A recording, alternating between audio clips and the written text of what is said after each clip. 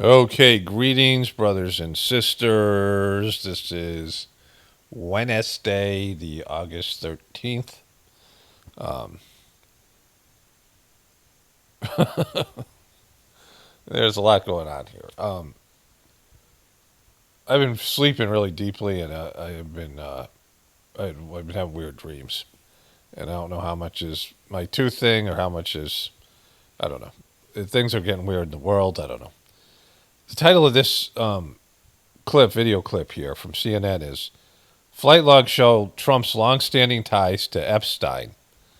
And so But K-File's extensive reporting now shows the K Files is like their version of a truther deep dive, right? When they say the K Files. But K-File's extensive reporting now shows the two shared a close social circle for nearly 2 decades, from private jet flights to high-profile parties, and that's only part of the story. Photos, flight logs, and court records help reveal how long their personal history really was. K-File's Andrew Kaczynski is here with all of that, and it is This is like their truther, except he wears a suit. some extensive research and reporting that you all did. You've chronicled this relationship between Trump and Epstein from the 80s to mid 2000s is obviously when their contact probably cut off. What's the most striking thing that you find that kind of contradicts this? Donald Trump is no fan of Jeffrey Epstein. Yeah, so what we found, it really actually paints a portrait starting, as you said, in the 1980s up to the mid 2000s. It paints this portrait of a long, enduring friendship. I think there were several associates who have called them best friends. Epstein himself said that he was Donald Trump's closest friend for 10 years. And we looked through these hundreds of hours of video, hundreds of photos. We went through documents from court files, exhibits from lawsuits. So we really chronicled this whole relationship through time. And one thing that I found really interesting was these flight logs from Epstein's private jet. So stop right there, bro. See, the QBs started to put out this information.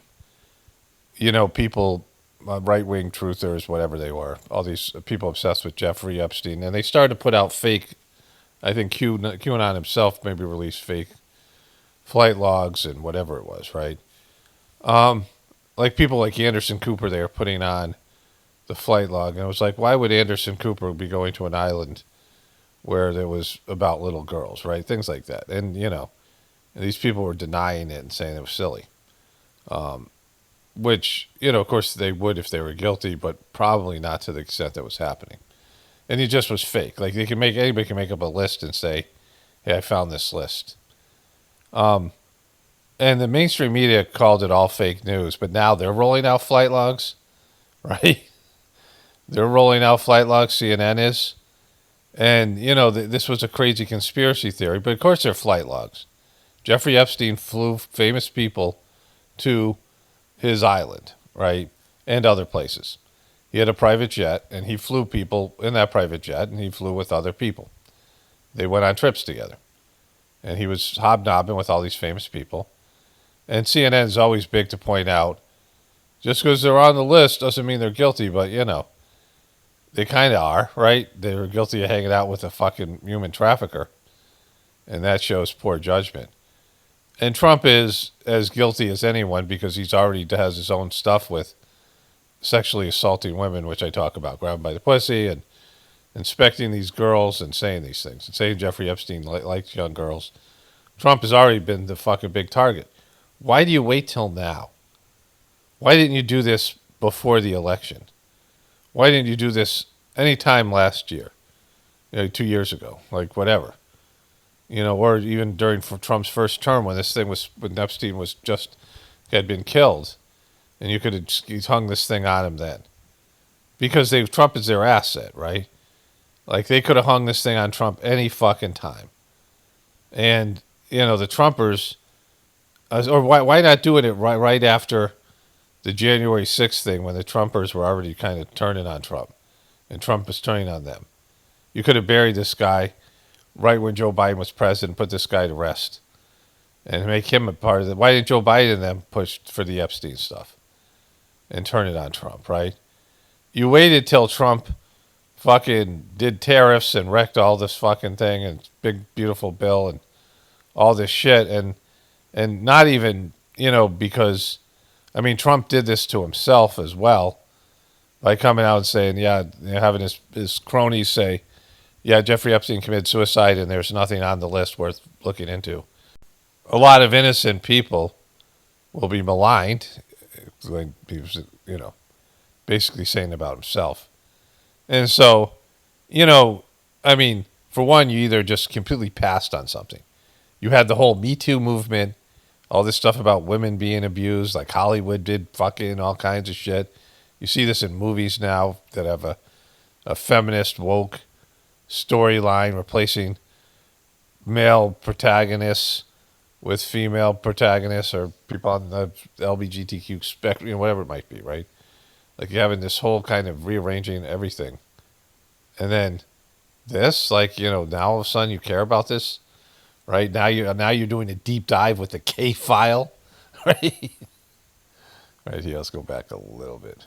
Interesting was these flight logs from Epstein's private jet, which were part of that investigation into Ghislaine Maxwell. And they really tell you a story of how close these guys are. Look at just a few of them. This is in 1993, for instance. This is the same year that we found as well that Jeffrey Epstein attended Donald Trump's wedding to Marla Maples. Trump flew on that plane 4 times with Epstein and Ghislaine Maxwell between Palm Beach, where Mar-a-Lago is, and where Epstein also owns a home. Let's fast forward then to 1994. Trump flew from Palm Beach to Washington, D.C. with his then wife, Marla Maples, his daughter, Tiffany, and a nanny before they returned to New Jersey that day. In August 1995, just he and Eric were on board with Epstein and Maxwell again. They flew from Palm Beach to Teterboro in New Jersey. And then in 1997, January 1997, Trump flew with the pair from Palm Beach to Newark, New Jersey. All of these trips, 8 in total, were documented in logs that I mentioned were from that trial. You also took a look. Okay, so Trump flew on the plane. The fact that he was besties with Jeffrey Epstein, where Epstein said Trump was his closest friend. And, he gave that quote about, he's a terrific guy, likes to party. And there's the videos of them and they're hanging out.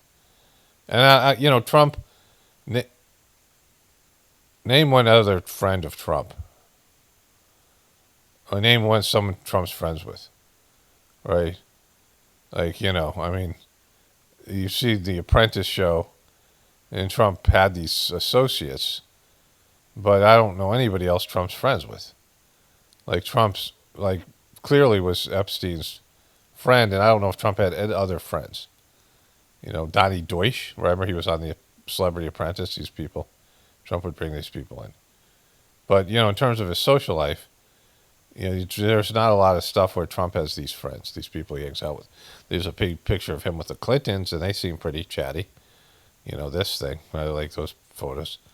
But, he was really good friends with Jeffrey Epstein. 20 years worth of friendship. And said Jeffrey Epstein liked young girls, so he knew. So that's enough, right? Like, whether he partook or not, which of course he did, doesn't matter because they hung out. They were like, there's going to be a lot of references to Trump and Epstein. And, he hung out with the most infamous pedophile. And that guy died under his watch. And Trump's dumb fuck people just can't get it, right? Like, they just won't get it. They're so desperate and so whatever. Locked into their own limited media sphere. But, some of them will because they're into this. Some of them aren't. They don't love Trump all that much. It's what Trump's going to do for them. But Trump is, a piece of shit across the board. He's a bad person. Like, he's a narcissist and, just a piece of shit. Loser. Bankrupt. So a guy goes bankrupt, 6 times, failure, all these things. A blowhard, all the things that are bad. A poser. He's never been a real Republican. He was a Democrat since since, what is it, 9 years ago or whatever when he's changed. I mean, he didn't know whether he was going to run as a Democrat or Republican when he decided to run for president. Like, he was looking at either party. And so, he liked, he was, like most people, didn't fit exactly in the box of politics. But, now CNN is looking into this, right? And, Of course, he's on the flight logs. They flew together. I'm sure Jeffrey Epstein was on his plane quite a bit, which is even more problematic. They both had private jets. And so, these guys were hanging out. They were buddies. Jeffrey Epstein came to Mar-a-Lago a lot. Trump went over to his offices a lot. And there was shenanigans involved. And Trump knows it, like Trump fucking knows. Because he never ever talks about victims. How does he talk about victims? Like women who have accused him of things. But he talked about Paula Jones. He was defending Bill Clinton, saying she was a nightmare, whatever it was. Scumbag. Remember, I showed you that old clip. Paula Jones accused Bill Clinton of rape. And Trump was like, demonizing her. Like he's always against victims because, he never talks about these Epstein victims, not bringing them into the White House. He's not trying to, get to the bottom of their story. The victims are almost not involved in this whole thing, right? This has become so politicized. And so, there's weirdness all around. Like, why all of a sudden dumping it, running into all this, taking all this stuff, and you're doing a deep dive into the Epstein world, CNN is, when you could have done this for 9 years. This is just waiting for you to do. Like in any real news agency, this is a huge fucking story. That this guy, the Epstein thing is compelling. And there's people who are into it who are not just, it's not a right wing or a left wing thing. Lots of people are into it. A lot of people didn't think he committed suicide. And now this is being hung right around Trump's neck. And he can't fucking do anything about it because it's true. He can say it's fake news and they're trying to get me. But he's on these flight logs. He fucking was, at some point he knew Jeffrey Epstein was a pedo. And, when was that? Because he didn't do shit about it. Like he's never wanted to do anything about it, right? He didn't do anything when he found out. He's never done anything, right? And like everyone had said, Trumpers said that Trump abused some girl at his club. And that's the Trumper story. But then it came out Trump saying he got rid of him because he was pushing his employees. But that was 5 years before Jeffrey Epstein was kicked officially out of his club. That he was a member of Trump's club, Mar-a-Lago, till 5 years after that. So he doesn't have any story about him breaking up with Jeffrey Epstein. And who knows if he ever did. And there was a video out, and I can't, verify it because it's not, there's just all this stuff coming out. But YouTube recommended a video where some YouTuber was claiming Trump offered Epstein a position in the government in 2016. So, if that's verifiable, if that comes out, well, that'll erase all that shit, right? And that'll be after Epstein was convicted. But it also shows you the kind of friend Trump was, because him and Epstein were pedo buddies. And if the relationship ended in 2007, it's because Epstein went to jail. And Trump didn't want to be embarrassed. He was famous and Epstein wasn't. And so he didn't want to be tied to Epstein. So that would be the only reason. Like Epstein going to jail is the real reason Trump, in 2007 is when Trump kicked him out of Mar-a-Lago. He was no longer a member of Trump's club. And that's exactly the same time he went to jail, right? Look at what Donald Trump himself has said about Jeffrey Epstein. What did you find? Yeah, that's right. And one of the things that's always been so striking is that quote that he said in 2002 that we found in that New York Magazine article where he said he was a terrific guy, he liked beautiful women just like him. And then that quote where he says he likes many of them on the younger side. That was from an article entitled Jeffrey Epstein, International Money Man of Mystery in New York Magazine. Now, just And Bill Clinton was on the cover of that, right? Remember, bro? 2 years later, we were going through Donald Trump's book, and there he had one called How to Get Rich. And then we wrote in his book that somebody named Mysterious Jeffrey had called him, and that you could see it right there. That's the passage from his book. He says Jeffrey calls in, but there's actually a lot of activity. The Mysterious Jeffrey calls in. Mysterious as Jeffrey is, he's one of the few people I know who can get on get by for just a first name. My staff never asked for a last name in his case, which in a way puts him up there with Elvis. Not that Elvis calls in much these days, but never know why. That's why I have a floor for security. Sometimes we need it. We've had some calls you wouldn't believe. The Mysterious Jeffrey. That's what Trump's writing about. You could see it right there. That's the passage from his book. He says Jeffrey calls in, but there's actually a lot of activity between these two in 2004. One of the things that was seized from Jeffrey Epstein's home during that initial investigation to him in the mid-2000s were message pads, and on those message pads there were two, if you look here, two messages from Donald Trump in November of 2004. This is around the time the two of them actually were competing to buy a property in West Palm Beach. Trump ultimately won out. He beat Epstein, and this is allegedly part of what made their relationship deteriorate. Yeah, Donald Trump's talked about that as well. Your review also, I mean, you looked also through tons of photos and tons of video of Trump and Epstein and Ghislaine Maxwell together from Mar-a-Lago to here in Manhattan. Walk us through kind of some of those moments that you found. Yeah, Kate, and these images, they really speak for themselves. In November 1992, there's an image that a lot of people have seen, and it's of Trump and Epstein, and they're dancing there. You can see with models. I think you can see Ghislaine Maxwell in the background if you look. She was there just a second ago. Just a year later, we had found, or previously, Trump was at, Epstein was at Trump's wedding in 1993. That's the photo there on the left. 1997, you can see in that photo on the right, that's them at a Victoria's Secret Angels event. And then in 1999, this that I found in some archives, it was Trump and Epstein, and they're actually chatting at a Victoria's Secret. You know, there's hundreds of photos of them. Like they were pals. You know, Trump was touching them, right? He's patting on the back, you know, they're physical. Like, you know, Trump is, like he said, very few people could get by just on a first name. The mysterious Jeffrey. The mysterious Jeffrey. The worst name for a fucking magic show guy in the world.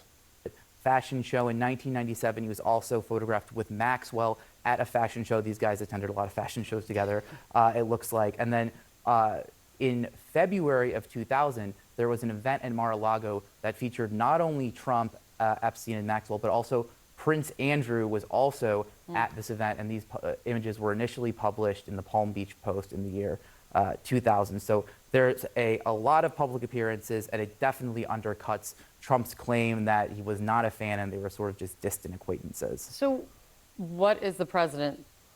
Yeah, everybody knows that, but the Trumpers. And, you know, they've tried to rationalize whatever relationship they've had. Saying about this?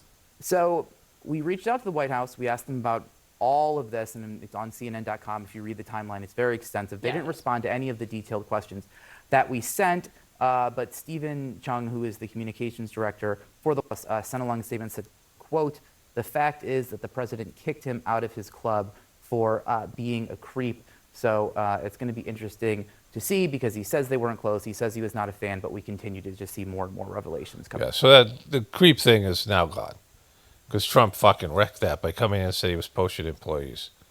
And Trump said he did it once. And so if he was being a creep by poaching employees, wasn't once enough? And why didn't you find out about the girls? But he did it twice. And one of the girls was the one who sued Prince Andrew, who is now dead.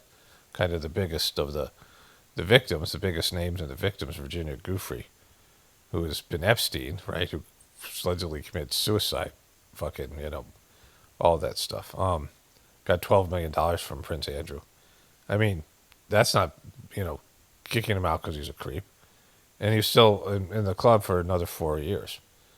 And so, you know, everyone knows Trump's a fucking liar. I mean, his people, I think, even know. Like, he just lies. And, you know, it's such a fucking, like, a wife-beater relationship at this point. The fucking Trumpers, like, he's like, he disavowed them on January 6th after setting them up. He didn't do any of the shit that they said. He had the Operation Warp Speed. I mean, you know, there's something for every Trump-loving person where Trump is just spit in their fucking face, right? Like, he's beat the shit out of them. And they just keep on going back to him. Like, he's a wife beater. Like, fucking, you know, they're... Like, at what point do you realize this guy is worse than all these other people because you thought he was your friend? You know, it's your friends and the people you're close to that really hurt you. It's your heroes that fall that really hurt you. It's not the villains. You know, the people that you always thought were villains, oftentimes they were like, oh, that guy wasn't as bad as I thought. But it's the people that are close to you, or you the cult leader that really fuck you over, right? It's the people that you love that turn on you or disappoint you, right? You expected more out of them, and this is the thing. And so, this is weird what CNN's doing here. I don't want to diminish that either. Like all of a sudden now you're doing a deep dive. Like why don't you do a deep dive into every person involved with the Epsteins? Why don't you do a deep dive into the Clintons or Bill Clinton? Like now it's about Trump, and now everything else is a conspiracy theory. But Trump certainly was. They're all complicit. Like these are decadent, deviant people that when they get money, they do weird shit, and they know that other people are doing weird shit, perverted shit, right? If it isn't pedophilia, it's something else. Like this is eyes wide shut land. They're all involved in demonic shit because it's money and power, and these things boost your ego, and your ego goes south. Your ego has tendencies there, whatever it is, some scars. These rich people, I mean, whatever they had done in past lives, whatever, these things come out, and they exploit other people in one way or another, and they get off on it. And Trump said, Jeffrey Epstein's brother said he was with Trump, and Jeffrey Epstein told a story where Trump said this when Jeffrey Epstein asked him why he slept with so many married women, and Trump said, because it's so wrong. And that's a big statement, because it's so wrong. And that sounds exactly like something Trump would say. And, they get off on doing things that are taboo, right? Whatever it is. And so Jeffrey Epstein asked that question again in front of his brother because Trump had said it once. Trump answered it the exact same way. And, and Jeffrey Epstein's brother is not like this kind of, rich person. And he said that Jeffrey Epstein definitely did not kill himself. And so whatever, right? That's, the whole thing. And so this is a mess. And they want to pin it all on Trump, and they easily can because Trump was his best buddy. And he knew. He's complicit. Like, at the very least, he would have to know. And a reporter should ask Trump, when did you know Jeffrey Epstein was a pedo? When did you know? After 20 years, you didn't know until he got convicted? You knew. Fucking knew. Why? And what did you mean when you said he likes him on the young side? Trump himself was inspecting girls who were 19, 18, 19 in his pageant. Or even the Miss Teen that were 17, 18, 16, 17. He talked about how this girl was, they were like an addict to a teenage girl that he hired with no experience, and that he'd be around her and he'd be trying to bang her or whatever. And there'd be some young girl, like, it was 16, she hires like a real beauty. I showed you that clip, right? And so Trump is, the stuff he said about his daughter. Like Trump had weird shit going on sexually. Cheating on his wives, porn stars, playmates, these pageant girls and all these things. And he bought this pageant to have access to these young women. And so he knew. So those would be the questions. When did you know he was a pedo? What do you mean he liked him on the young side? Why didn't you come forward? You must have had evidence, right? You could have ratted the guy out. You had a falling out with a guy, so even then. But why wouldn't you come forward and say, I saw Jeffrey Epstein do this and this and this? And then it'd be like, well, why didn't you say something at the time? So that's part of it. But then the other part is, well, if you knew all this stuff, then what were you doing, right? And so, Trump is a fucking creep. Like, he's a creep. If he's Jeffrey Epstein's a creep, then Trump is just as creepy. So let's see if this wraps up here. Yeah, and we've heard that similar statement from Stephen Chung many times about questions that linger. It's great to see you. Great reporting as always. Thanks, Andrew. A key figure in the Epstein case, who later worked for President Trump, could soon be called to testify under oath. Alex Acosta was the prosecutor who infamously gave Jeffrey Epstein a sweetheart deal in 2008, a deal that allowed Epstein... Okay, so, this story's not dying. Like, Trump has done all this stuff, and it's just going to come back up. There's just that stuff, and the reality is, it's just how much his followers will, how much shit they'll eat, right? How much the beating, the wife that's getting beat by their abusive husband, how much shit they'll eat, right? Because that's the nature of this relationship. I have two more Trump things to get to, and I want to talk about bullshitters in a second. This is Trump's line here. And I want to get into how they've wrecked search engines and AI, which has hurt the truth community with their bullshit, right? Which I'll get into, that also. Google and the rest of them. But look at her, the smug, like, sorority girl face and this dope. When Trump goes down, all these motherfuckers, they're done. Like, their career's over. Just because they're, complicit in what he's doing. And it's important to remember that or think about that because, Trump and Epstein is far worse. When somebody goes down, like a ship goes down, it sucks the people down with it. All these people who are trying to swim, they've jumped ship and they're in the ocean, and a big ship goes down. There's a vacuum and it pulls everything down with it, right? To where you can't, the suction is so strong you can't, you swim to the surface and you drown, and that's what's going to happen to these motherfuckers. But this happened with Gavin Newsom, which is a great nickname. Well, here it is. And Gavin Newsom is incompetent. Got a good line of bullshit, but that's about it. He's got a good line of bullshit, but he's incompetent. Right? There's one more here. Here's the other one. Secretary Pete Buttigieg, a real winner. That guy's a real winner. Do you know how badly everything's run since he's run the Department of Transportation? He's a disaster. He was a disaster as a mayor. He ran his city into the ground, and he's a disaster now. He's just got a good line of bullshit. Good line of bullshit. Okay, so I got that memed up, and I'll show you the meme in a second. We'll get into the bullshit part. But Gavin Newsom is a great nickname. And I don't know if Trump came up with it. I don't think he did. But he does come up with good nicknames. That's funny. But let's show you the memes here. In Springfield, they're eating the dogs, the people that came in. They're eating the cats. They're eating the pets of the people that live there. It's becoming a situation of complete and total lawlessness. And we're getting rid of the slums, too. We have slums here. We're getting rid of them. I know it's not politically correct. You'll say, oh, so terrible. No, we're getting rid of the slums where they live. See so much secondary sanctions. Yes, ma'am. Sorry. You were the driving force behind Operation Warp Speed, these mRNA vaccines that are the gold standard. Right. Now your health secretary is pulling back all the funding for research. He's saying that the risks outweigh the benefits, which puts him at odds with Research the on entire what? medical community and with you. What is going on? Research on what?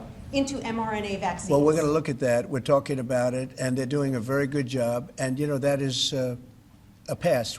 Operation Warp Speed was, whether you're Republican or Democrat, considered one of the most incredible things ever done in this country. The efficiency, the way it was done, the distribution, everything about it has been amazing. But, that was now a long time ago, and we're on to other things. But we are speaking about it. We have meetings about it tomorrow at 12 o'clock, and we'll determine. We're looking for other answers to other problems, to other sicknesses and diseases, and I think we're doing really well. Yes, ma'am. Got a good line of bullshit, but that's about it. And he's a disaster now. He's just got a good line of bullshit. Okay, so I was about to talk about Trump being a bullshitter, right? And I will, and this is part of it.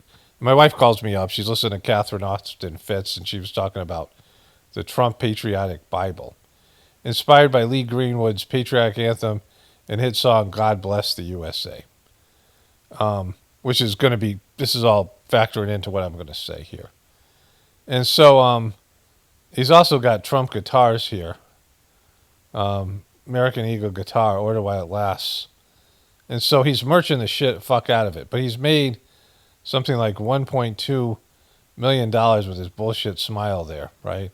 He's got the Bible there. And it's $59.99. It costs $3 to make.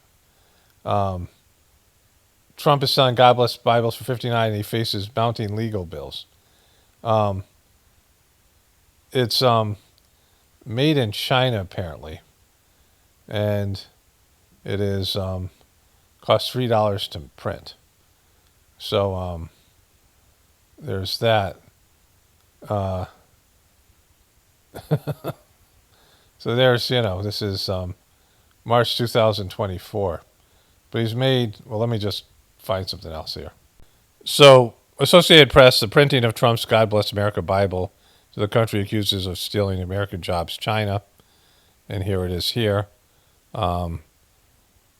There's, based on databases that could be custom to track exports and imports, Ladner Kang calculated estimated value of 3 separate shipments at $342,000 or less than $3 per Bible. The minimum price Trump is $59.99, putting the potential sales revenue at about $7 million. He's already sold $2 million worth of something. And so he's printing them in China at $3, marking them up to $59.99, and the bullshit patriotic thing that he's doing here. Let me switch over to a voiceover. So this is going to get into spiritual stuff. So greetings, brothers and sisters. This is the introductory voiceover for the 2009 Journey series. And it's going in my video about Trump being a bullshitter and Trump being on Jeffrey Epstein's plane list. And I just was talking about, well, Trump said Gavin Newsom and Pete Buttigieg have a good line of bullshit. And my wife just called me and told me that Trump had a Trump Bible that was printed in China, selling it for $60, cost $3 to make, potentially $7 million of value, and it's based on the Trump the God Bless America song, God Bless the USA, and so that that clown sings, and so. First, let me talk about bullshitters, and I'll come back to this thing. So my brother used to have the term a bullshitter, and he was always a bullshitter. And to some extent, I'm a bullshitter as well, right? And a bullshitter is somebody who just, talks bullshit, right? Like whatever they're doing. And there could be lots of truth in it. But, it's a thing. My brother was a AM news, my brother was an AM radio host. And my brother was a womanizer like Trump, cheated on his wife, left his wife for another woman on my nephew's birthday, his middle son's birthday, which I'm sure still hasn't gotten over. I mean, it's a fucked up thing to do. Not my brother, my nephew. But my brother was an interesting guy. He had a lot of charisma, and he was hyper, had like some kind of, ADHD before they were diagnosing it kind of thing. Very hyper, very restless. A hustler, Vietnam vet, and a mentor of mine in various ways. Some ways, helped introduce me to some of the truther narratives early on, and there's just this thing about being a bullshitter. And my brother loved Donald Trump. He DJ'd, he was a DJ for a while, DJ'd at a place in New York where one of his daughters was there. I don't know which one, didn't know about his daughters. And it was a great story. My middle nephew, the one that my brother left for this crazy blonde woman, left his wife. My brother had agoraphobia, so he couldn't leave the house. He had like a 3-block radius where he could leave the house, which I was totally not aware of, but like it all made sense later. So my sister-in-law put up with a lot of shit, and I stayed at my brother's house a couple of different times, lived there for a little bit in the attic. So, my brother was like a mentor to me, right? Like he was, he was 17 years older than me, so it was a whole thing. And, I felt bad for my sister-in-law. We were never close, but I was the only one from my family to reach out because, the whole thing was fucked up. And he left my brother for this crazy woman who, she like painted these pictures, like weird abstract art. And one of the pictures was supposed to be him and her, and it was just weird. It had like one of those crosses with the circle on top of the cross. And it, almost looks like a little person, an onyx cross or whatever it's called, something. I did a whole thing on it before. It's symbology. But she had this, it was a weird picture. And they got into an argument. And my brother ended up moving into an apartment below me and my girlfriend's apartment, which was a mistake on my part. And I came down there. It's like, she's just fucking crazy. My brother's like, she's just fucking crazy. And she had taken a knife and slashed the picture. You know, I'm like, well, that's the kind of girl that's going to cut your balls off in the middle of the night, right? Cut your dick off, fucking, So, but this girl was crazy, and this whole thing happened. But my brother was, one time my nephew came over, the one that he had, maybe me and my nephew were hanging out. We were playing basketball. He must have been in high school. And my brother was pacing up and down because he was nervous about this DJ show he was doing. He was DJing. He was like heading to New York to do it or wherever. He was in Connecticut. I don't know where it was. We were in Connecticut. And Connecticut's like 2 hours from New York. And he was walking back and forth. And I think he came upstairs to talk to me about something. My girlfriend was there. And she was remarking about how hyper he was. He was pacing back and forth. He was really nervous. And he was like, going to DJ, Donald Trump stars are going to be there. Kept like saying it over and over again. And so my nephew comes over maybe to pick me up to play basketball. I'm not sure like the logistics, but he's there. And my nephew ended up here. I've told this story before on one of these, videos. And my nephew called me after my, daughter committed suicide, which is a whole fucking, and that's a whole, that's a whole thing, which I've talked about before. But my nephew called me. I hadn't been in contact with my nephews, and he had heard some of my shows, some of this stuff, and he had heard me tell this story. And so I tell my nephew that he's like, what's Pete up to, my brother? And I'm like, he's going to DJ, and Donald Trump's daughter's going to be there. And so we go downstairs, and my brother used to call my nephew Beans. He goes, Beans, guess what? Guess who's going to be at my show? And my nephew did this fucking flawlessly. He goes, I don't know. Donald Trump's daughter? And my brother had a shocked fucking look on his face. He's like, wait, you fucking told him. And so anyways, my brother liked Donald Trump a lot. He was a big fan of Donald Trump, which is, this is back in the 80s, 90s, probably early 90s. But he was a big fan of Donald Trump. And he also drove limousines out there and whatever. But they are both bullshitters. And, bullshitting is like this term was like a term like my brother's era. He grew up in the 50s and the 60s, that kind of timeline. And, it's probably not such a common term now. I mean, line of bullshit, but Trump is a, ultimate bullshitter. Like him talking about the dogs, they're eating the dogs. That's why I showed that meme. And the people that like Trump probably all kind of know he's bullshitting, but they want to hear it. Like they want the bullshit to be real. I was using the idea of being a battered wife that keeps on taking her husband back, right? Or the cheating husband, or the gambling or alcoholic husband, and saying no, this time he's really changed, right? There was this I have a master's in counseling. I went to this New Age college in Santa Fe, New Mexico, and there was a lot of sort of New Age. It was a transpersonal model, which meant that they blended all the various models of counseling and let you kind of pick which one you thought was the best. And you had experiential, classes where we'd role play and things to kind of understand how these different models of counseling worked. But there's a couple of traditional counselors there, and there's one guy who he taught the addictions class, and he also taught the research class. And it was hilarious because there's one gay dude that was into martial arts. There's a lot of, it was Santa Fe, New Mexico, so it was very liberal, a lot of trust funders, this kind of thing. And this guy comes out, so we were supposed to do a research project. And this guy, like a research project would be, writing a research paper and doing a presentation on it. And these things, some of them were fucking weird. But this one guy gets up and he puts a target in the middle of the room.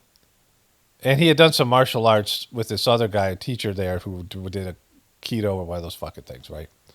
And this guy gets up in a fucking full-ass gi, wearing some headband you'd see in like a fucking Karate Kid movie.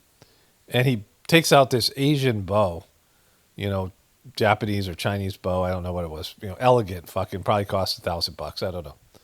And he's 5 feet, he's like 10 feet away from the target. and he shoots an arrow into the middle of the fucking target. And he says, research.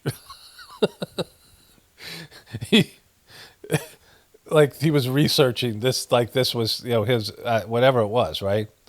And I'm watching the professor because I know he's not a new age bullshit person, this kind of stuff, the new age bullshit. Oh, and I'm trying not to laugh because it's that bad.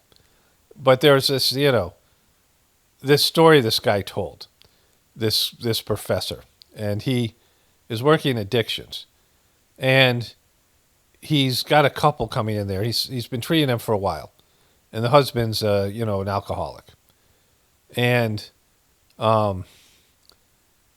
the woman comes in with him. The women are almost worse. These Al-Anon women. I'll talk about that briefly also. But there's this woman. She's she's talking about how great her husband's doing, and the guy's shit faced. It's like 1 o'clock in the afternoon, 11 o'clock in the morning, something like that. And this counselor is like, she's so convincing, but this guy staggers in, the husband, and he's reeking of alcohol.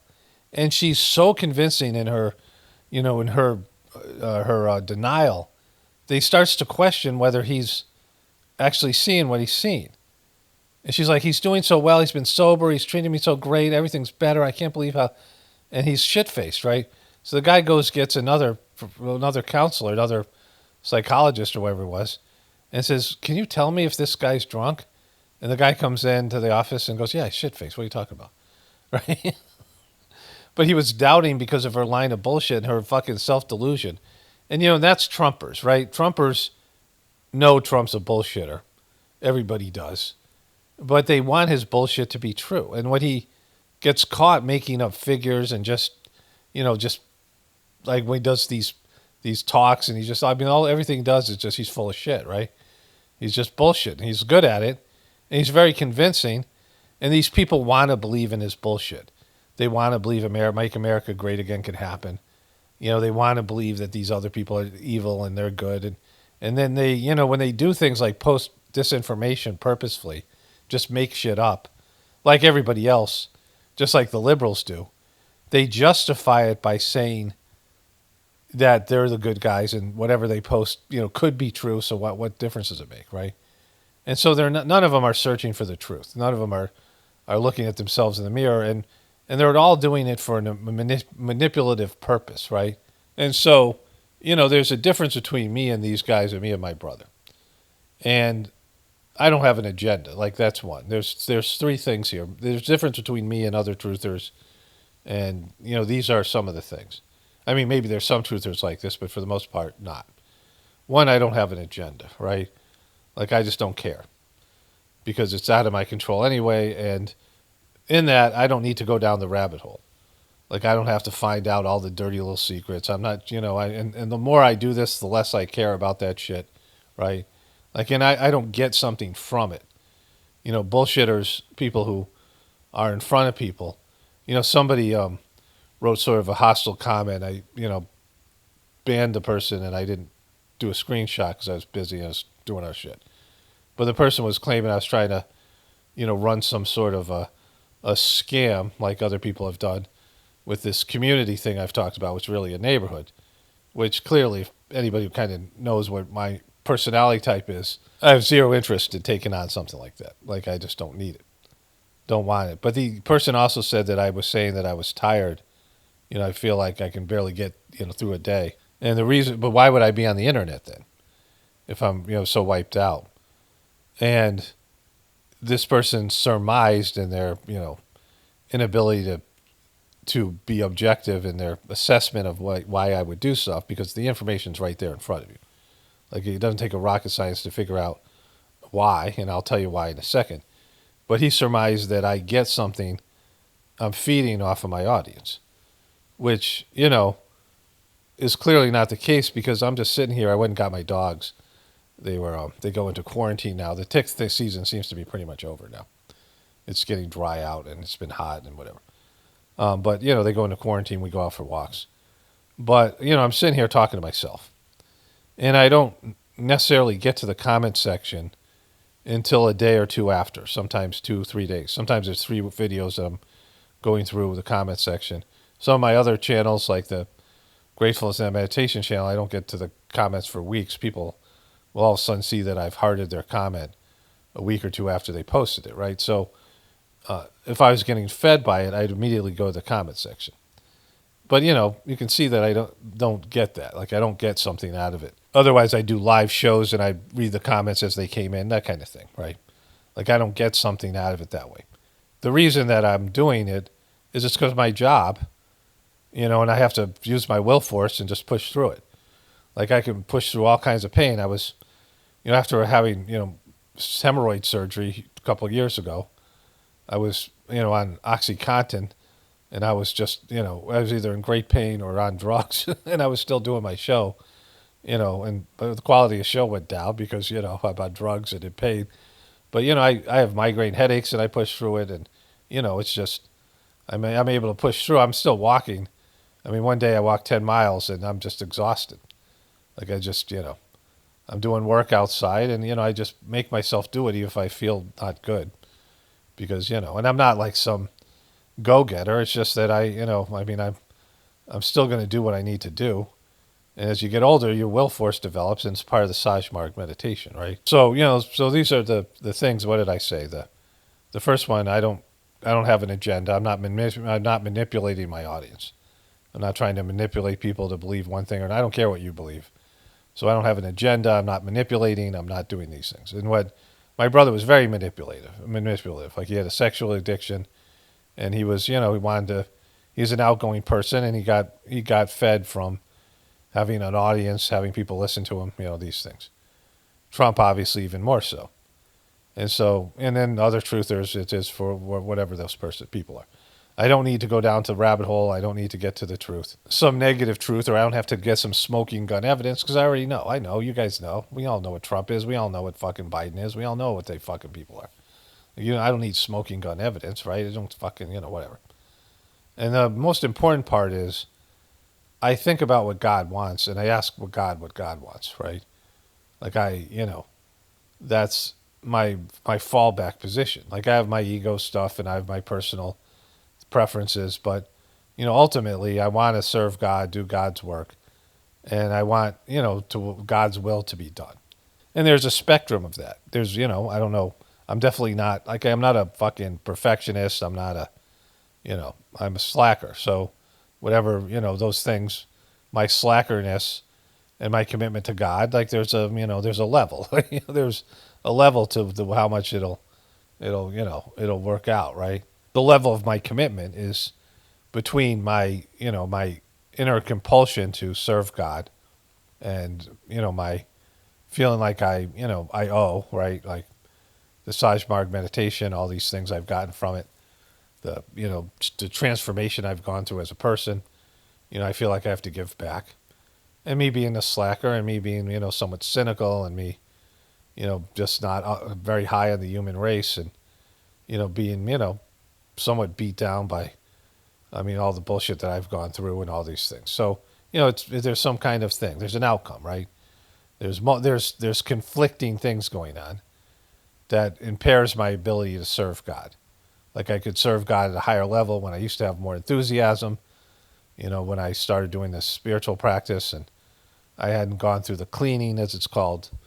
And so, somewhere in there is my level of commitment to God, but there's a commitment. And I, want to look at things objectively at, times. There's subjective things and there's objective things. But overall, I know the system can't be saved and God doesn't want it to be saved. That it's part of God's plan that these kind of systems that go against God's will have to be taken out. They have to go. Everything dies anyway. And that's another example. Like, everyone fears their death. And and pushes off their death and wishes death wasn't, on the table. And yet it's something God's made mandatory for everybody, that death is inevitable. It's one of the few things that's guaranteed. Everything else is a maybe, an if. But the death is there for everybody. And people don't like that shit. And they're, like, fuck you, God, right? There's some element of that. There's some, not me saying that, but people who are, there's that element that people have that don't want to submit to God's will. But for all of us who are dependent on the system, we don't want to see the system collapse. And that's, I know it's God's will. And yet some part of me is like, fuck, that's scary, right? It's going to be stressful. It's going to be hard to endure. A systemic collapse of a system we're, 100% dependent on. I always talk about this. But if you look at it objectively, I did a video and I said, why would God want to save this system? And so, when Trump goes to this clown who writes that shitty fucking bullshit fake patriotic song, God bless the USA, you don't tell God who to bless or not. God's blessings are always there. But God isn't going to give you something just because you really fucking want it. God isn't going to give you stuff just because, it's too big to fail. God doesn't have choices. God doesn't have an ego. God doesn't have a mind. God can only be God. And to be God, you have to be perfect. So you can't make a mistake. And you can't go to God and say, okay, God, just this one time, can you fucking go against your will and go against nature? Because I just really want this thing. I just really want something. And, your soul also. Your soul has only one goal, and that is to return to the source. Is to learn as much as you possibly can or maybe not learn is the right word, experience. Whatever you need to experience to learn more, once again, not learn, to become something, to become the divinity within you, to embrace the divinity within you, to throw off your egotistical tendencies and control your ego in such a way that it aligns with God's and your soul's path. And Trump is such a piece of shit that he's willing to take the Bible, a book that he can't even quote from. He doesn't have a favorite passage. He says it's his number one book, but he's never fucking read it. He doesn't like to read. He can't read. He reads, like this has been said over and over again by people like Pete Davidson and when he went on Saturday Night Live and people were around him on the set of The Apprentice. He can't read, right? He's not a good reader. And he's dyslexic and so am I. Like I'm a better reader than he is. I have always liked to read. But, I read differently than other people. Like I read for content. It's the whole thing. Which sometimes if you hear me reading out loud, I'll make mistakes because I'll insert words in there that aren't there. Because I'm guessing on what's going to be said. Just like I do when I'm watching a movie. I'm already predicting what's going to happen. And I'm right a bunch of the time. But, when you're reading, when you get the gist of something. But so it's a whole thing. But, he can't read. He's not a good reader. Doesn't like the Bible. He's not really a Christian. And yet he's willing to monetize the Bible for himself, his own bidding, make it a patriotic Bible. He signs the inside. They print his signature. Print it in China and sell it to people on an enormous markup. And he's using God in such a way, it's totally fucked, right? And there's morons running around with Trump's Bible. That Bible's got to be less, good, less holy than the normal Bible, just because it's so fucking, he's monetizing and taking advantage of people's Christianity. And they're going along with it because they want him to be true. They want it all to be true. They want his line of bullshit, as Trump said it. But Trump, Trump doesn't get facts. He doesn't get his briefing. He's not a researcher. He doesn't look into things. So pretty much everything he's saying is bullshit. Like it's just bullshit he makes up to push his fucking agenda, which included being a fucking Jeffrey Epstein pedophile guy, a guy into young women, a womanizer, a cheater on his wife, bullshitting, banging porn stars, and doing all these things, and then convincing a desperate group of people that he's somehow the reincarnation of Christ, right? And he's the ultimate in a bullshitter. And people want to suck up that shit and believe in it. My brother started doing the Sajmark system, and he didn't feel the transmission like I did, and he had issues with it. And, really struggled. He was a real burden on me because he'd complain about it, constantly call me and complain about it. And sometime, I talked to my brother in and out. Our relationship sort of faded. Every once in a while, I talk to him maybe 3-4 times a year. Like maybe it'd be like once a week for like 3 months, and then it would just be too much. I'd see him at some of these spiritual gatherings, and he was really struggling. Like sometimes he was so like, you go through these cleaning things at the gathering, and he just walked by me and not say hi. Like he was fucked up, and my kids, and one of his ex-girlfriends showed up, and I was like suffering from what they call the shits when you go to India and you get you get diarrhea and you get like whatever stomach issues.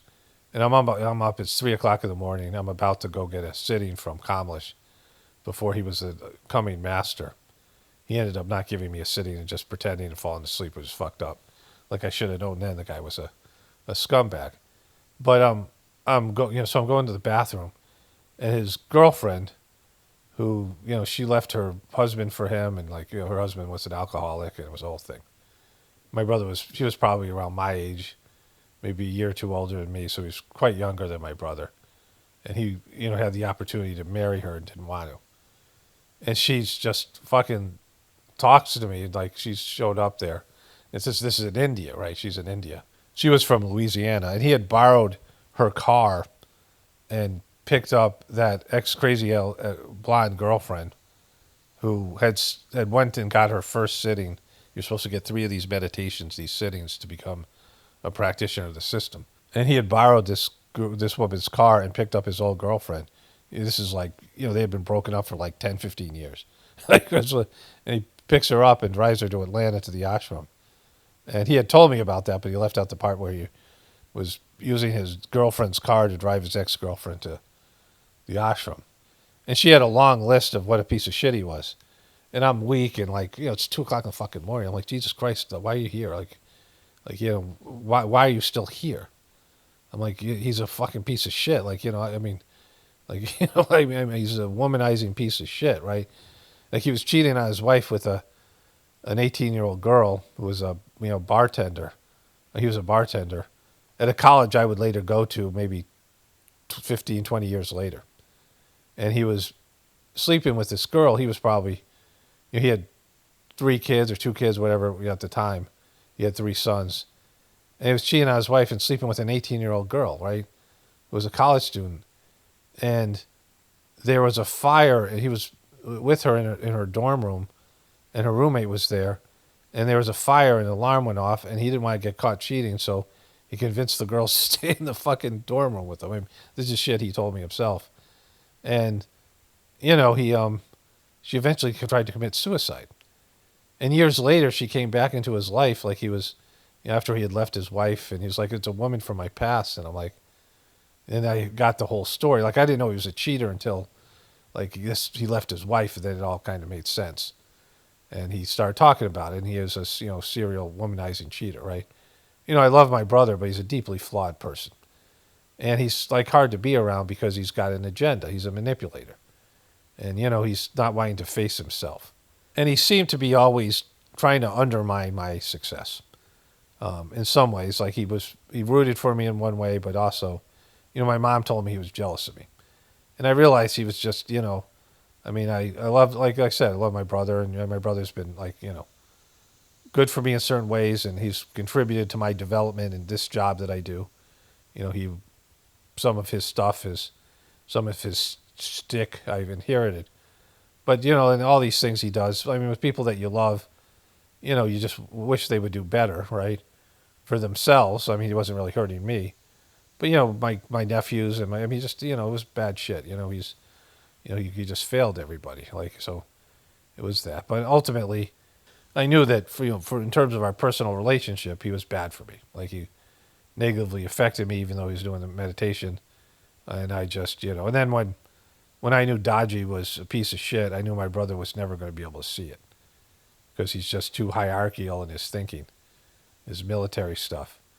And he wasn't going to be able to get there. He gave me a call, and I, left a voicemail, and I sent him something back saying, I love you, but as long as you're in Daji's camp, I can't have anything to do with you. Like Dodgy has wrecked this system. And, this is the life of a bullshitter because they'll always let you down. Like they just, because they start believing their own bullshit and it all fits their agenda. And all the people that are with Trump and will be with Trump after this debacle, it's because they're all bullshitting themselves and they want a bullshitter. Like they want somebody to lie to them. And there's a lot of people in the truth community like that, truthers, and people who want to be lied to and want people to tell them what they want to hear. They go to those people. But, for people who want at least, I'm working towards understanding and getting to the truth of things without any personal agenda. And the big thing is, it's God's will when it happens, and it looks like it's going to happen soon, that this system collapses. I mean, someday the system will collapse and it'll be God's will. But, a system that's an abomination that goes against the divine forces. People want to speak for God. They want to tell God, hey, God bless this, and God change this. Almost, probably 99% of all prayers are, hey, God, can you change this thing? I don't want this thing. Can you get rid of it? I don't want it. Why does this thing happen to me? Can you change it, right? I watched this this whole thing that happened with Travis Scott. They have this series on Netflix called Trainwreck, and I watched the Poop Cruise one, and I watched the Balloon Boy one. I wasn't aware of the Poop Cruise. I was a little bit aware of the Balloon Boy, when there's some kid that they thought went up in a balloon, but he didn't. And then I did a little bit of coverage, which I don't remember too much of. Travis Scott in this thing called Astro World. It was an closed amusement park where he performed in his home city of Houston. And he had this epic concert, and he was a person that was creating lawlessness and kind of a mob mentality. And he had a lot of energy, a lot of kind of thug energy. And these kids went to this concert, and they sold 50,000 tickets to a 2-day festival. And there's 2 stages, and Travis Scott had his own separate stage. And the area that they were coming into was only there for 35,000 people. But they sold 50,000 tickets, and they had another bunch of people, thousands of people that jumped the gates and were there without tickets. So it was too crowded, and 10 people died and many people suffered. One guy, had a heart attack, and some woman revived him. But, near-death experience.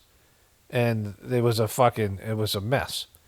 And these kids are in mosh pits, and one kid, he lost a girl, and the girl's in the crowd. She eventually died. She's one of the kids that died. And he fell down, and he thought he was going to die. And, when you hit the ground, you were like, the people were all pushing towards the stage. And so no one could breathe, and it was hot in the middle of fucking summer in Houston. And these people were fucking hyperventilating. And there was an area there was built like an upside, like an inverted cross that people could go into, and there were paramedics and people reviving people. And Travis Scott saw somebody pass out. He did that bullshit thing that those politicians do, pretended like he cared, and then went back to fucking jumping around and doing auto-tune rapping that sucks, right? And, these people were there worshiping this guy. He was a person that had a following of like an irreverent, going wild and, letting loose. And they were all jumping up and down to his shitty music. And these people are suffocating and dying. And this guy hits the ground, and there's a girl underneath him, his friend, and she's begging for help. Somebody pulls him up. He can't find the girl. And he runs up on stage and is trying to get the people to stop. And people are yelling at him, shut the fuck up and get down. He's like, you got to stop the concert. Another girl comes up on stage with him, and then nobody's listening to him, right? Because, these people are fucking there to jump up and down. And, it's almost like a trance-like state, right? And they vitalized this piece of shit who never took responsibility in Travis Scott or the people that, they settled lawsuits, but, there was a fucking epic disaster. And not just the people who died, but the people who suffered. One was an 11-year-old kid died and things like this. Died of fucking, suffocation. They're being suffocated. There was, and the ones that made it was like people that were fucking, had injured and, they were through this a traumatic experience. And the guy went on tour the next year and made $210 million, and nobody saw any jail time, right? And, people are still going to his concerts because, I mean, if you watch this thing, this guy's a piece of shit. And so is everyone involved. Nobody goes to jail, and there's a woman there, a Mexican woman. Her son died. She didn't speak English, so they had her, she's living in America. I guess I don't know if she's a citizen or what, and she got a phone call. Their husband or their son's in the hospital, and she says she can't. She's like, no, it's not true. It can't be true, like these things, because people have that stuff, right? And all these people, are in denial and we're in shock and these things. But, what do you think's going to happen? Like, you're going to these places that are, I mean, you look at the thing and you're like, why are you there? I understand why young people do shit like that. I went to concerts and stuff. But it's so fucking stupid. Like, it was a fucking, I mean, if you see the thing, it's like hard to unsee the video footage of these people suffering and the fucking people jumping up and down and singing to fucking stupid low vibrational music to some, satanic fuck on stage with auto-tuning his shitty rap music, right? But, people want to believe in bullshit. And that's very evident because people just don't want the truth. Anyways, let's get back to it here. Okay, so let's move over to this here with the fake Christian Barbie truther. Completely unrelated topic.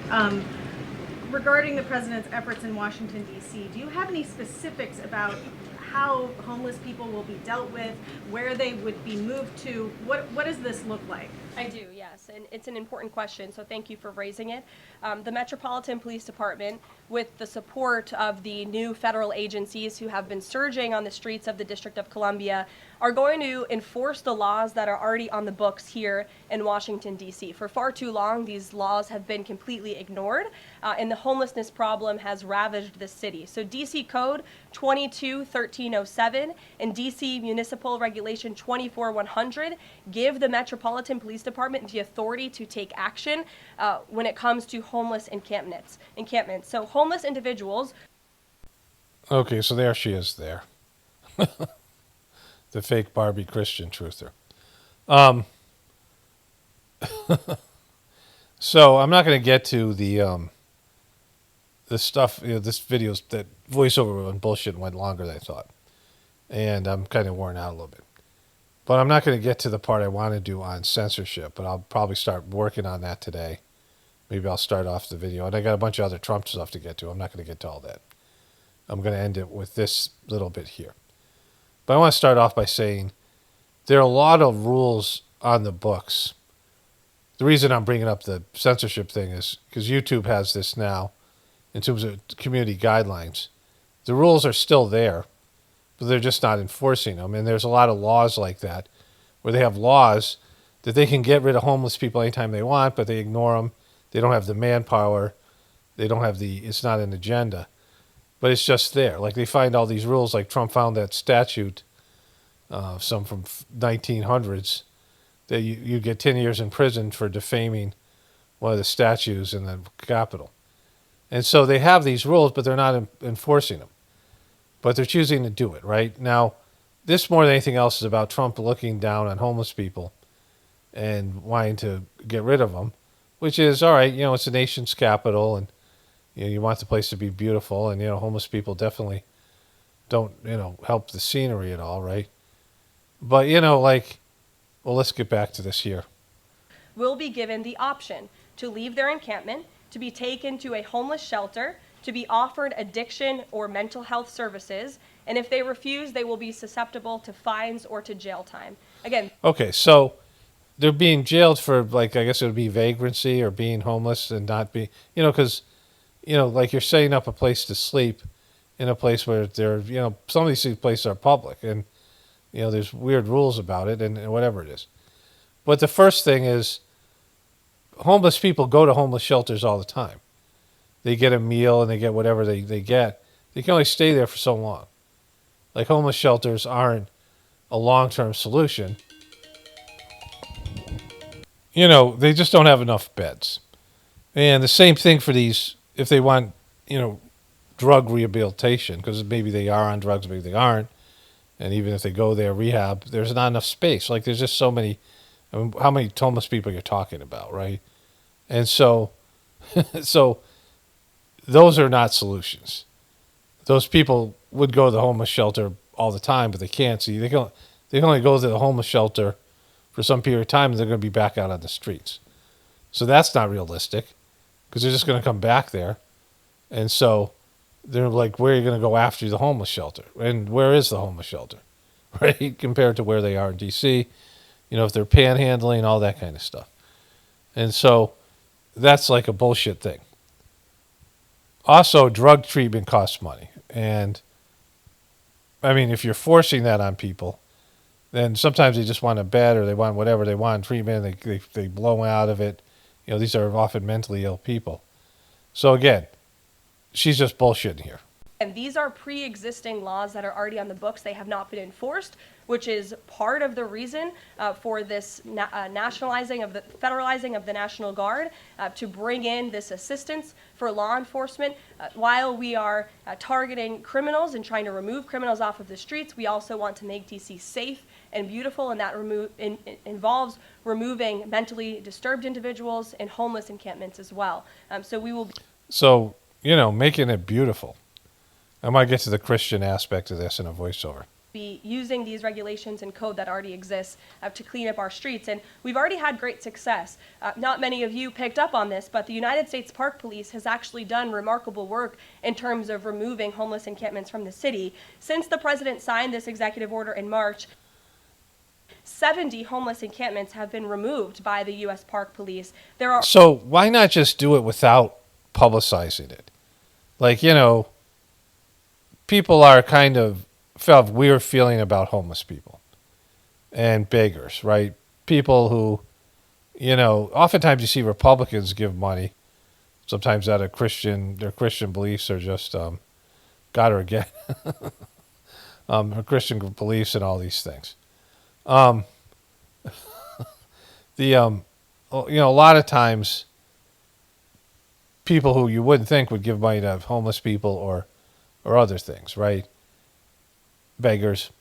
And everyone has a sense that could be me. There's this, element.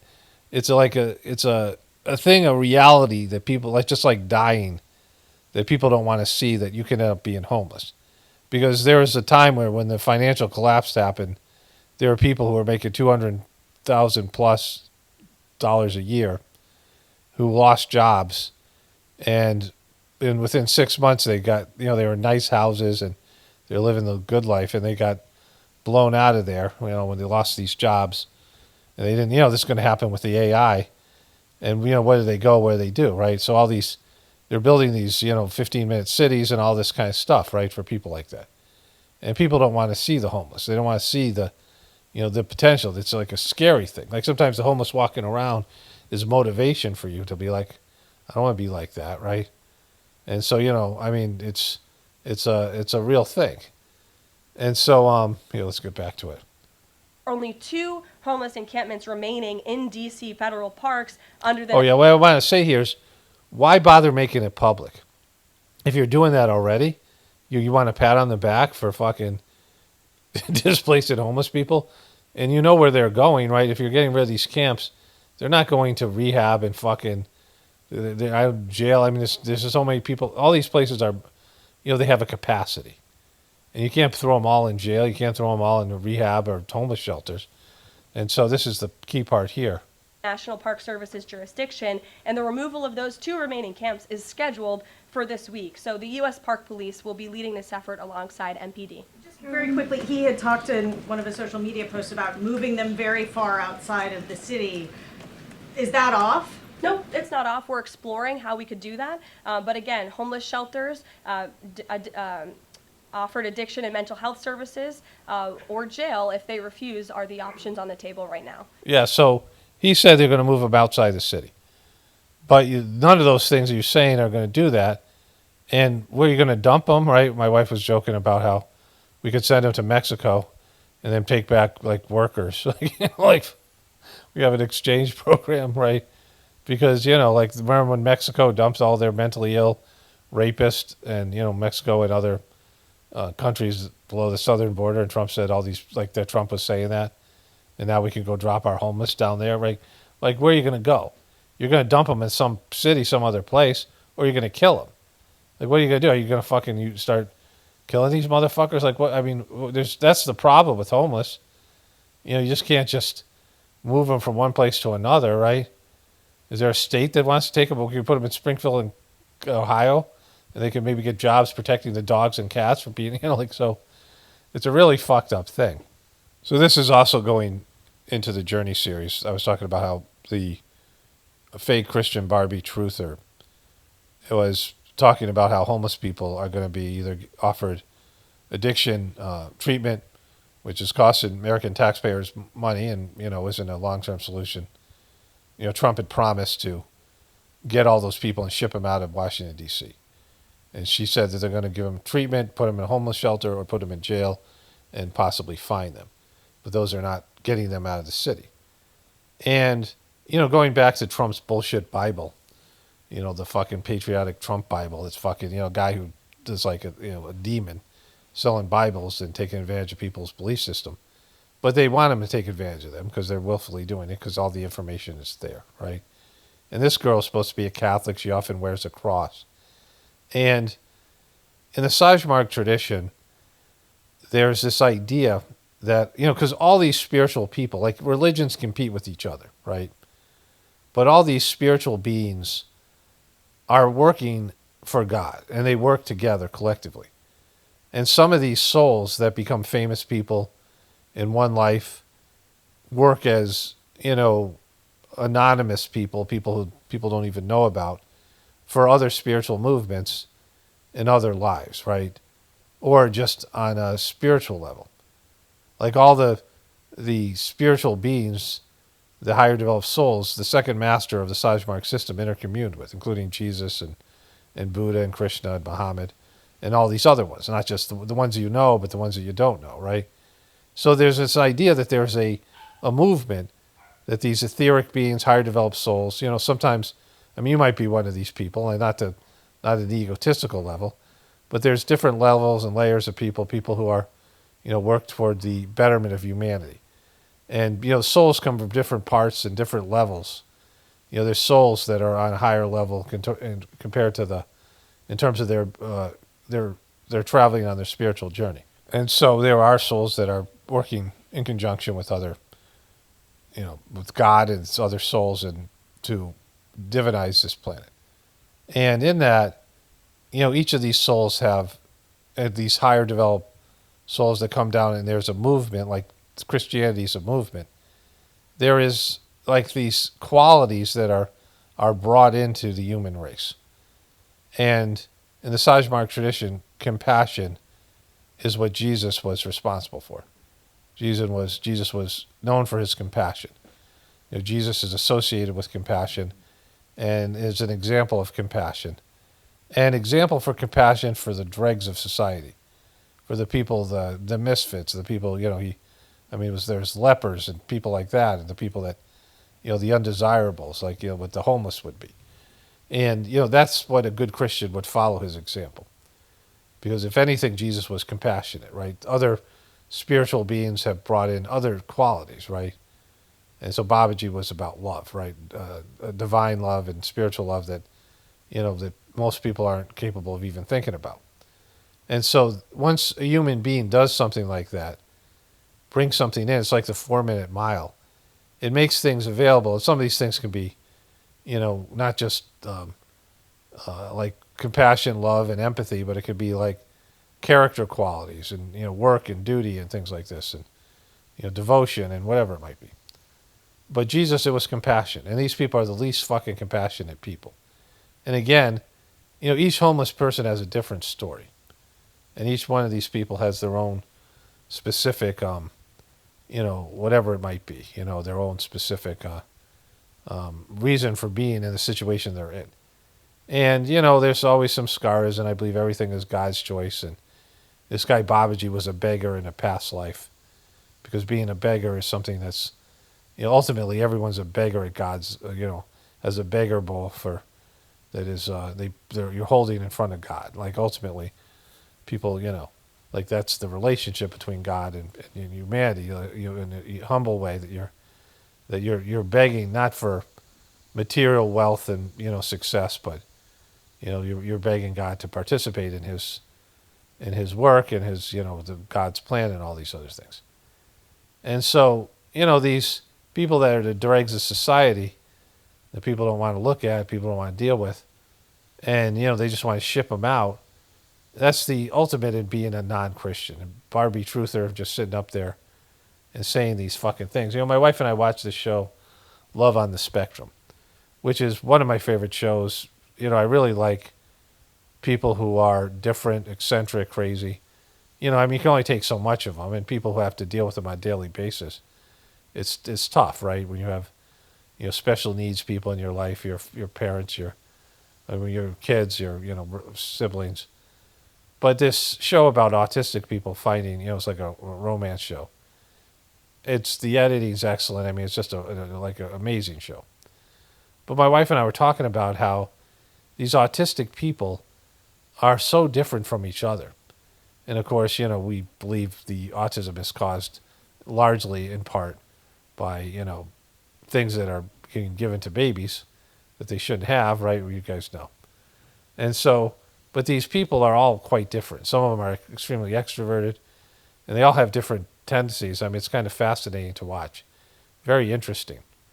They're always, people who are eccentric are always interesting. People who are different. And oftentimes they have this like idiot savant stuff, they call it. I mean, I don't know what it's called now. The name has changed, where they have, incredible abilities, like things that are, there's this one guy who, they have this ability. What was the day of September 14th, 100 years after Christ was born? Oh, that was a Tuesday. They just know these things. And, the incredible mathematical abilities and some of these other things. They have these things. And, it shows human potential. But, they're trapped inside this, limited person. And they may even have ideas. I mean, people with MS and, people who, their brains are functioning, but they can't get the words out. They can't, make their bodies move in a certain way. You have these people. And people don't want to look at that, right? Like people, want to, they don't want to see that. Like, this show is so much better than the Bachelor or some of these other, all these other dating shows. Because it's like, it's interesting. These people are interesting. They're not just dopey people fucking, working out and getting plastic surgery and, Kardashian type mentality. And I mean, those people aren't like those Bachelor shows. The people are not interesting, right? They're superficial and just, pathetic in lots of ways. The whole show is goofy and narcissistic and superficial. But that's what people want to see. There's this veneer that Trump wants to create, this illusion in the White House, the Washington, D.C. But, there's homeless people, and there's mentally ill people everywhere, and drug addicts, and people shooting up fentanyl, and fucking, we got major problems. And he just wants to make sure people don't see it when they come to D.C. like it doesn't exist. And it does, right? And, people want to look away when they drive through the projects or these things, but, that's America. It's always been America. It's the part of America you don't want people to see, but it's always there. But anyways, let me wrap this one up here. Only spirituality will save this world. It's Power Mono, definitely pointing from the apocalypse and the ascension. Everyone have a blessed day and be grateful.